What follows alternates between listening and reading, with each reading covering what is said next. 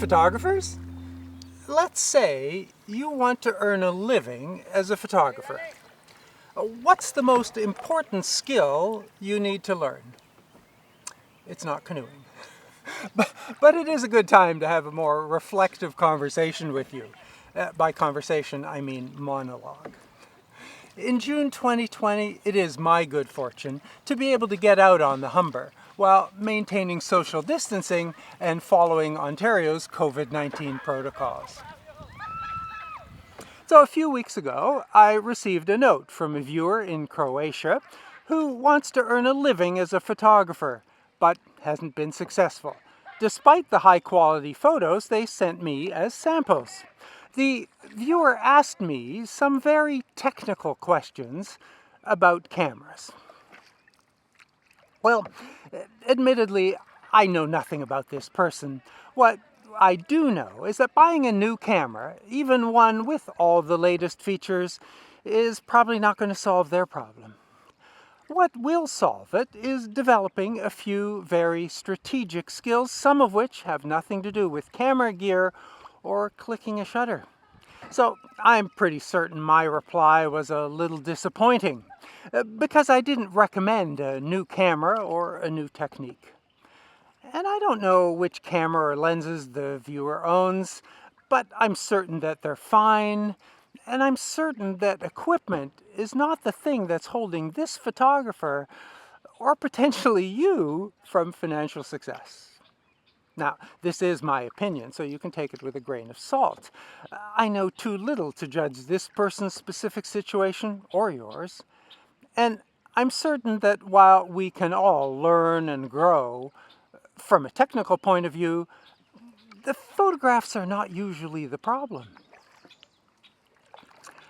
Now, in my experience, the key to a successful photography career isn't purchasing the latest or the best equipment and obsessing over high-end, leading-edge technical features, while certainly one of the entertaining parts of my life, is probably not the most effective use of your time. And I often suggest that you spend more time actually creating photographs, draining your battery, filling up your memory cards. And I'm not sure if you need to photograph 10,000 images or spend 10,000 hours making them, studying them, working with them in post-production, but that's a start. And let me point out that this advice doesn't work for everyone. You need to find these tasks motivating and interesting. If you're not passionate enough to invest a significant amount of time becoming one with your camera, your subjects, and your photographs, you should probably think about other career options that do inspire you. You know, a lot of people say, I don't know anything about art or movies or wine, but I know what I like. That's fair enough. Yes, you can take a sip of wine and say you like it, but to develop a deeper appreciation, you must stop drinking and start tasting.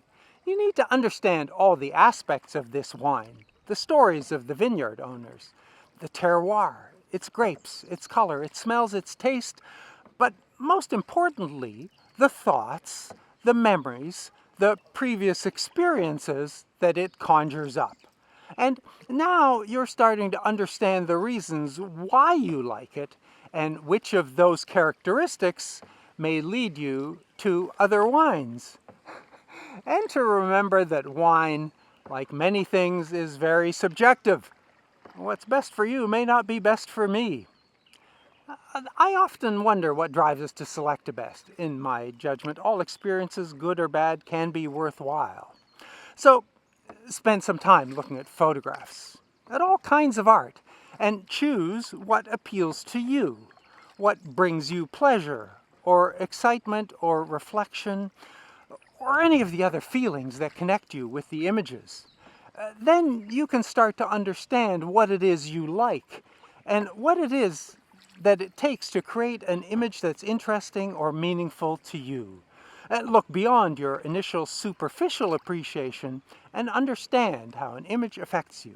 Analyze your thoughts as you look at a picture. What attracts you? What draws your gaze? How has the artist used composition, light, color, focus, all of these structural elements to tell the story, to create an emotion, to make you stop and look? And if the technical aspects, which camera was used, or which settings were used, are of interest, that's fair. That's part of learning the art. And then, think about how you would recreate that. How you would make an image that evokes a similar response. Learn to use those techniques to capture your emotions and invoke a reaction in your viewers. And now you have the starting point to create a style that lets you portray the world through your own unique lens.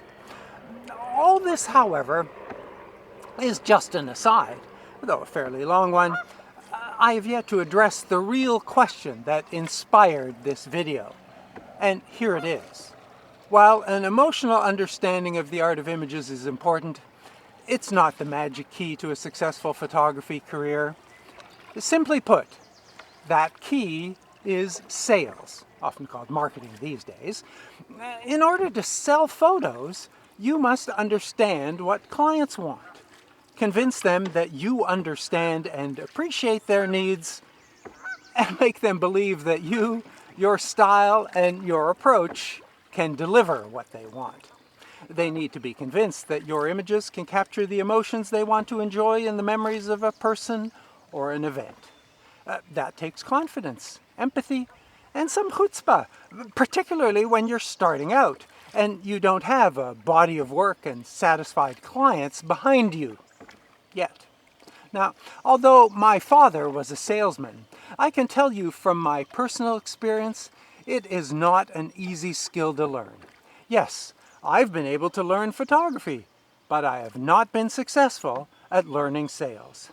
At the crucial moment, when a potential customer remains undecided, I can't push hard enough.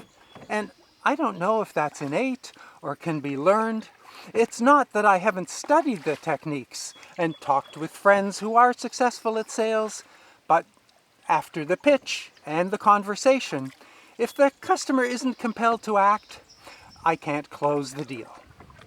I cannot muster the nerve to blurt out, "Shall I ask the storeroom to send one up?" Or, "Will you be paying with cash or MasterCard? And hardest of all, what do I need to do so we can sign this contract today?" It's hard for me to get those words out even for this video. Now, there will be rejection, as there is with so many other things in life, from dating to auditioning. Don't give up too soon. I can't speak from personal experience about sales, but for many other things, it does become easier as you do it. And as your client base grows, you'll need those skills less. Now, maybe I can't do it, but if you want to succeed as a professional photographer, you must. I know some successful photographers who've told me that marketing, meeting with potential clients, discussing the options, closing the sale, is the most interesting and rewarding part of the job. Photography is the work part of their career. That may not be the case for my viewer in Croatia, and it may not be for you, but a little of that attitude is an essential part of becoming a financially successful photographer. I know that for many of us, technology is both more interesting and more manageable than delving into our psyches, either to understand our response to images or to manage the complex personal interaction required to make a sale. The psychology of attentive listening and creating a motivating image for a potential client's imagination can be more difficult than learning a new language. But in order to be successful as a revenue-generating photographer, those are the skills you'll need. Now, even if that's not in your nature, don't give up hope. These might be skills you can master. You may even surprise yourself. Oh, and just to close off our discussion on equipment, the gear that all artists, musicians, painters, and photographers have today far exceeds what any of the icons of previous generations worked with, and yet they produced great work that intrigues, moves, and inspires us today. So, do keep working on your photography skills, no matter what your equipment looks like. Make photographs until your memory cards are full and your batteries are empty, and perhaps start looking at your photos with a new and a more intuitive eye. And then, how to close that sale. So, thanks for joining me today. Such a pleasure to spend time with you. If you have relevant questions or civil comments, I'm always pleased to read and reply.